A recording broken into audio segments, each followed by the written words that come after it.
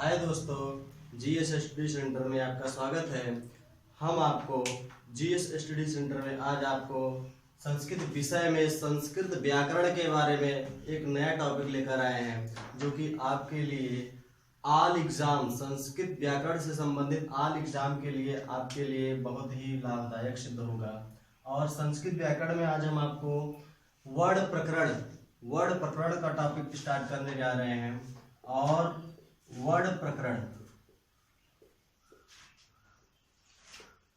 संस्कृत व्याकरण आप पढ़ने जा रहे हैं तो पहले आप ये जान लीजिए कि संस्कृत शब्द कैसे बना और व्याकरण शब्द कैसे बना। संस्कृत शब्द में आपका, जैसे आप देख रहे हैं, ये संस्कृत है। संस्कृत आपका शब्द बना कैसे है, इसमें कौन सी धातु है, कौन सा उपसर्ग है, कौन सा प्रत्यय है। तो आपका इसमें संस्कृत में सम उपसर्ग है, क्री धातु है और कत प्रत्यय है। तो इन तीन शब्दों के माध्यम से आपका संस्कृत का शब्द बना है, जिसमें आपका सम उपसर्ग, क्री धातु है और कत प्रत्यय है। जैसा कि आप देख रहे हैं, आपसे क्वेश्चन पूछा जा सकता है कि संस्कृत में कौन सी धातु है। तो आप देख रहे हैं संस्कृत में हमने आपको बताया कि संस्कृत में क्री धातु है। संस्कृत में आपका क्री धातु है। और संस्कृत में जैसे आपसे पूछा जाए कौन सा उपसर्ग है, तो आप सीधी सी बात आप कह सकते हैं संस्कृत में सम उपसर्ग है। और एक बात ये भी है, आप ध्यान दीजिएगा, आपसे अगर 4 ऑप्शन दिया रहता है संस्कृत में उपसर्ग बताइए, तो सम और आपका ये सम, इस प्रकार से कई प्रकार से आपको दिया रहेगा। लेकिन आप जरा सा भी कंफ्यूज नहीं होंगे, क्योंकि इसको भी सम पढ़ा जा रहा है, इसको भी सम पढ़ा जा रहा है, इसको भी सम पढ़ा जा रहा है। तो आपका संस्कृत का जो उपसर्ग है आपका ये सही होगा। क्यों? क्योंकि सम उपसर्ग जो है ये संस्कृत का उपसर्ग है। और संस्कृत में सम उपसर्ग क्री धातु और कत प्रत्यय लगाए। जैसा कि आपका ये क्वेश्चन बना, वैसे ही धातु भी पूछी जा सकती है। धातु के बारे में हमने आपको बताया क्री धातु है, और प्रत्यय के बारे में हमने आपको बताया कत प्रत्यय है। और ऐसे ही आपका अब आपका आता है व्याकरण। ये तो संस्कृत हो गया, और आगे आता है व्याकरण। हाँ, एक बात और है, आपका जो संस्कृत है, संस्कृत का अर्थ क्या होता है? संस्कृत का अर्थ होता है शुद्ध एवं परिमार्जित भाषा। संस्कृत का अर्थ होता है शुद्ध एवं परिमार्जित भाषा। और उसके बाद अब हम व्याकरण के बारे में हम आपको बताना चाहेंगे कि व्याकरण क्या है।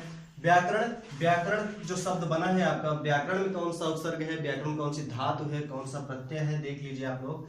जैसे व्याकरण है आपका, व्याकरण में आपका वी प्लस आम, आप देख रहे हैं व्याकरण में आपका वी उपसर्ग, आम उपसर्ग और क्री धातु है और ल्युट प्रत्यय है। इन 4 शब्दों से मिलकर आपका व्याकरण बना है। व्याकरण में आपका 2 उपसर्ग लगा हुआ है।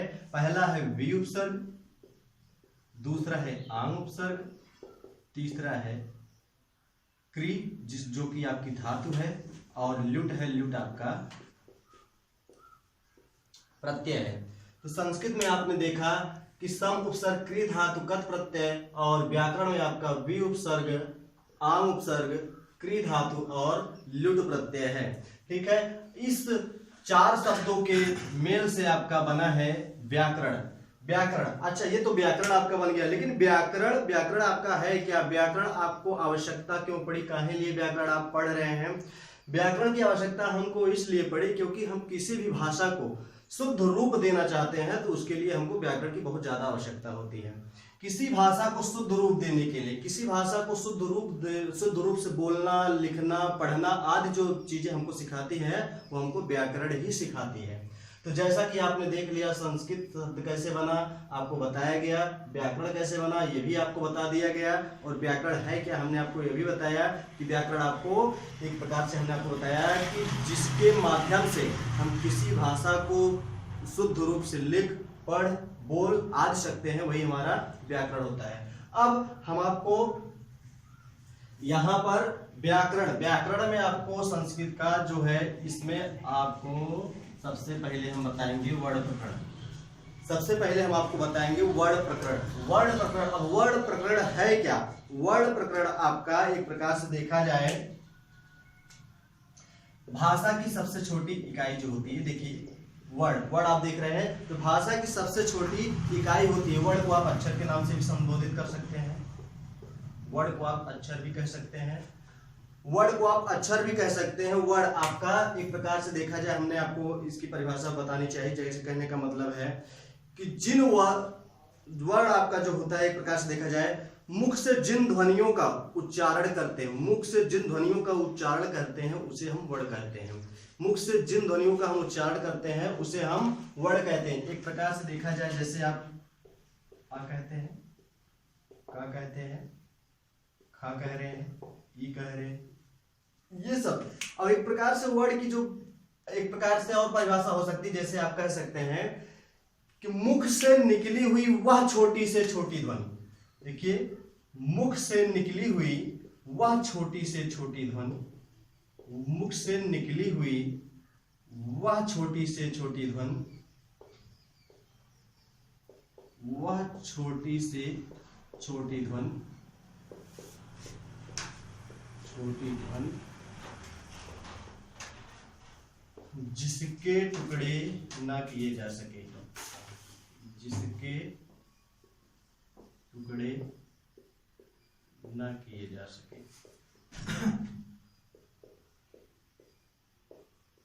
उसे हम क्या कहते हैं, वर्ड कहते हैं। देखिए, आपको जैसे हमने आपको बताया कि मुख से निकली हुई वह छोटी से छोटी ध्वनि जिसके टुकड़े ना किए जा सके उसे हम क्या कहते हैं, वर्ड कहते हैं। अब देखिए, वर्ड के बारे में तो हमने आपको बता दिया, और वह छोटी से छोटी ध्वनि जैसा कि हमने आपको पहले भी दिखा दिया है कि यहां पर हमने छोटा अ लिखा है। क्या आप आ के और टुकड़े कर सकते हैं? नहीं कर सकते हैं। और यहां पर हमने का लिखा, का में नीचे हमने हलंत लगा दिया है। अब आप बताइए, का आप टुकड़ा कर सकते हैं? का में कोई और वर्ड समाहित है? नहीं समाहित है। क्यों? क्योंकि का में हमने आपका हलंत लगा दिया है। अब यह आपका पूर्ण रूप से शुद्ध व्यंजन के रूप में आ जा रहा है। यहीं पर हमने आपको बताया जो परिभाषा कि मुख से निकली हुई वह छोटी से छोटी ध्वनि जिसके टुकड़े ना किए जा सके उसे हम वर्ड कहते हैं। अब यहाँ पर देखिए, आप इस का को और वर्ड विच्छेद नहीं कर सकते हो। अगर आपका इस प्रकार से का लिखा है तो इसमें आपको का और आ अच्छी तरीके से कर सकते हो। तो ये आपका ये छोटी ध्वनि नहीं आ रही है। क्यों? क्योंकि इस का में आपका आ भी समाहित हुआ है, का में आ समाहित हुआ है। आपको हम व्यंजन की परिभाषा बताएंगे और आपको इधर जो आपको बताया गया। अब यहां पर वर्ड के प्रकार चलते हैं हम, वर्ड का प्रकार। अब वर्ड आपका होता कितने प्रकार का है? वर्ड कितने प्रकार के होते हैं? मुख्य रूप से वर्ड जो होते हैं वर्ड दो प्रकार के होते हैं। पहला होता है वर्ड आपके दो प्रकार के होते हैं।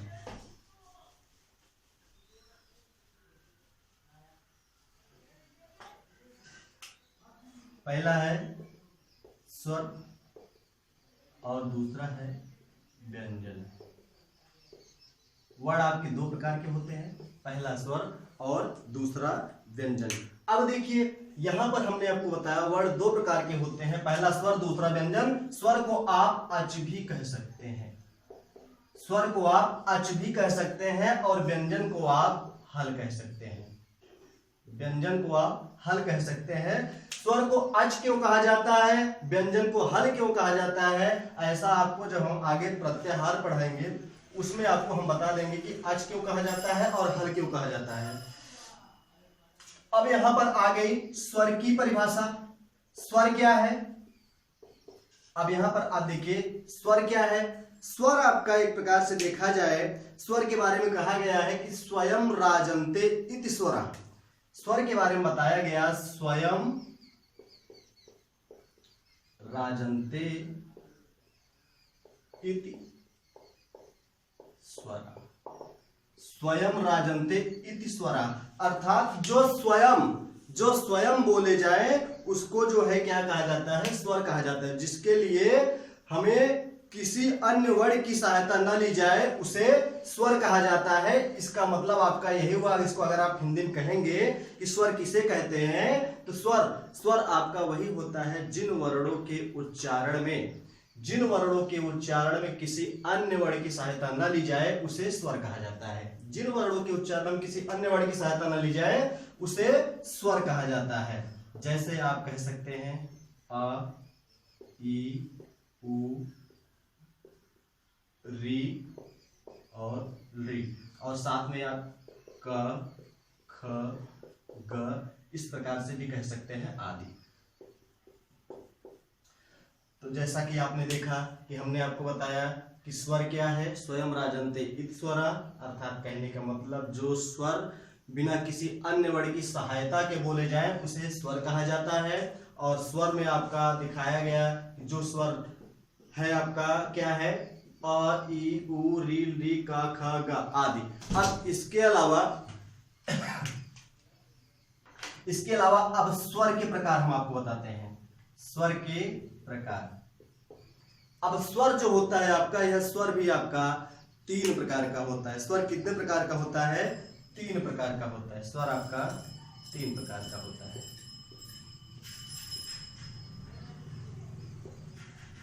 स्वर जो होता है आपका 3 प्रकार का होता है। अब तीनों प्रकार के बारे में हम आपको बताना चाहेंगे। जैसे आप देखिए,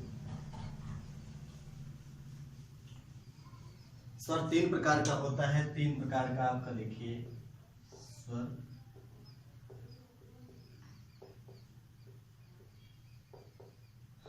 पहला है ह्रस्व स्वर, दूसरा आपका है दीर्घ स्वर, और तीसरा है आपका प्लुत। देखिए, जैसा कि हमने आपको स्वर के बारे में बताया, उसके बारे में हमने आपको परिभाषा बताई, उसके बाद स्वर के प्रकार बता रहे हैं। अब स्वर के प्रकार में हमने आपको बताया स्वर 3 प्रकार का होता है। 3 प्रकार का पहला आपका है ह्रस्व स्वर, दूसरा है दीर्घ स्वर और तीसरा है प्लुत स्वर। अब ह्रस्व क्या है, दीर्घ क्या है, प्लुत क्या है, हम एक एक करके आपको इसकी परिभाषा के माध्यम से बता रहे हैं। जैसे ह्रस्व का अर्थ होता है छोटा और दीर्घ का होता है बड़ा। छोटा मतलब 1 मात्रा, दीर्घ का मतलब बड़ा मतलब 2 मात्रा, और प्लुत का मतलब 3 मात्रा। ठीक है। अब देखिए, अब ह्रस्व स्वर क्या है। अब ह्रस्व स्वर की परिभाषा हम जानेंगे। ह्रस्व स्वर आपका, ह्रस्व स्वर जो है आपका एक प्रकार से देखा जाए कि जिन वर्णों के उच्चारण में एक मात्रा का समय लगे, जिन स्वरों के उच्चारण में एक मात्रा का समय लगे उन्हें ह्रस्व स्वर कहते हैं। जिन स्वरों के उच्चारण में एक मात्रा का समय लगे उसे ह्रस्व स्वर कहते हैं। जिन स्वरों के उच्चारण में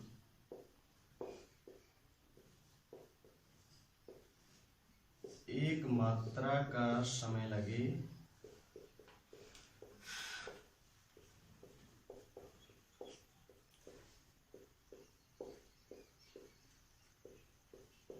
उसे ह्रस्व स्वर कहते हैं। जिन वर्णों के उच्चारण में एक मात्रा का समय लगे उसे ह्रस्व स्वर कहते हैं। जैसे अब देखिए, एक मात्रा का समय लगता किसमें है? जैसे छोटा आ हुआ, छोटी ई हुई, छोटा ऊ हुआ, छोटी री हुई और री। अब देखिए यहां पर छोटा आ, इसको छोटा आ कहते हैं आपको, इसको कहते हैं छोटी ई, इसे कहते हैं छोटा ऊ, और ये है छोटा री और ये है छोटा रे। अब यहां पर हमने आपको बताया कि जिन स्वरों के उच्चारण में एक मात्रा का समय लगे उसे ह्रस्व स्वर कहते हैं, और उसका उदाहरण भी हम आपको दे चुके हैं। अब इसके बाद बारी आती है दीर्घ स्वर की। इसके बाद हम आपको दीर्घ स्वर के बारे में बताएंगे। देखिए, दूसरा आपका स्वर का प्रकार था दीर्घ स्वर। दीर्घ का अर्थ हमने आपको बताया था बड़ा, दीर्घ का अर्थ हमने आपको बताया बड़ा। अब देखिए दीर्घ स्वर क्या है। दीर्घ स्वर जो है आपका, दीर्घ स्वर जिन वर्णों के उच्चारण में 2 मात्रा का समय लगे, जिन स्वरों के उच्चारण में 2 मात्रा का समय लगे उसे हम दीर्घ स्वर कहते हैं। जिन स्वरों के उच्चारण में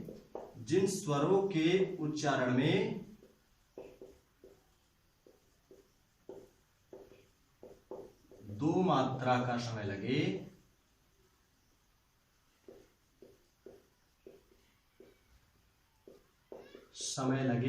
उसे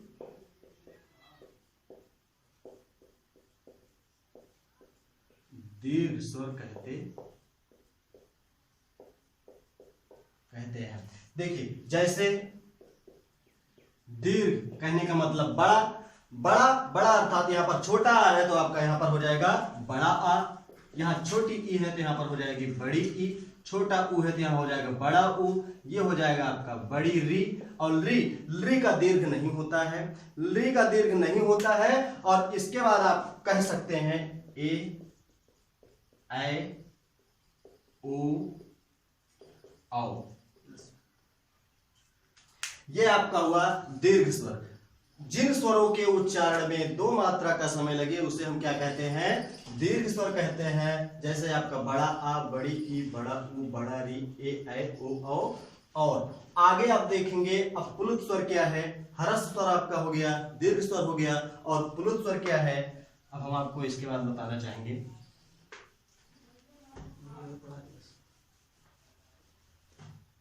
देखिए प्लुत स्वर,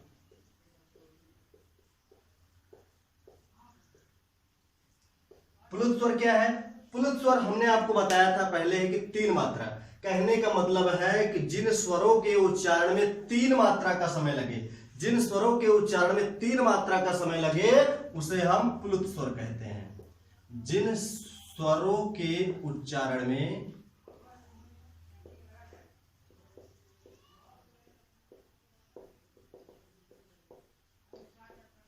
तीन मात्रा का समय लगे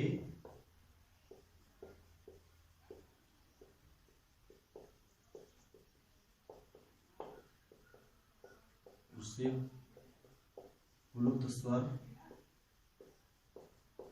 कहते हैं। जैसे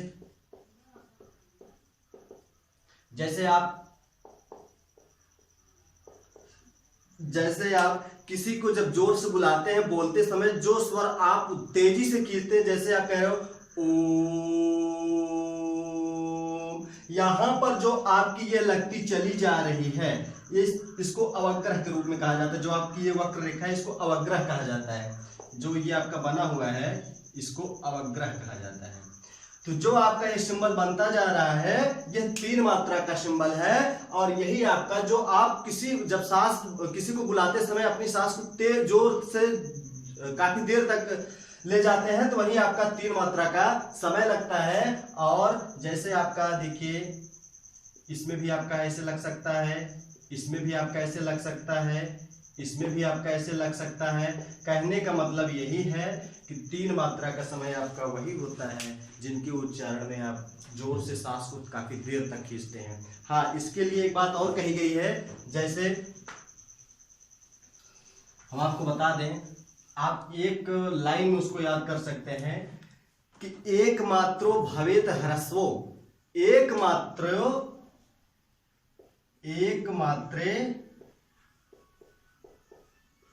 भवेत ह्रस्वो द्विमात्रो दीर्घ उच्यते, त्रिमात्रो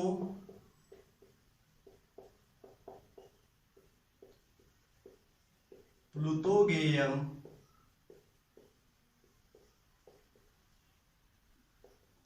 व्यंजनों च अर्धमात्रकम।